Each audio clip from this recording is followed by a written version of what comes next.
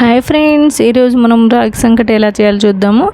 చాలా ఈజీగా చాలా త్వరగా అయిపోతుంది. 5 మినిట్స్లో మనం ఫస్ట్గా ఒక బౌల్ తీసుకుని ఒక బౌల్లో మనకి ఎంత క్వాంటిటీ కావాలో అంత క్వాంటిటీ మనం రాగి పిండి వేసుకుందాము. దాంట్లో సరిపడా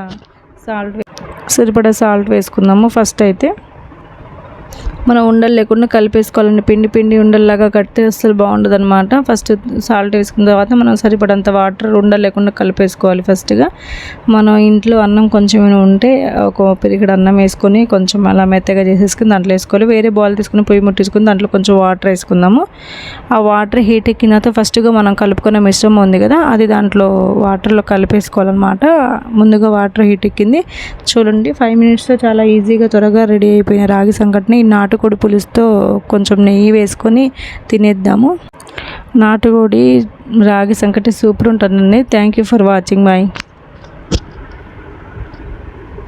అన్నట్టు మర్చిపోయాను, మన ఛానల్ ఇంకా ఎవరైనా సబ్స్క్రైబ్ చేసుకోకపోతే సబ్స్క్రైబ్ చేయండి. Thank you for watching.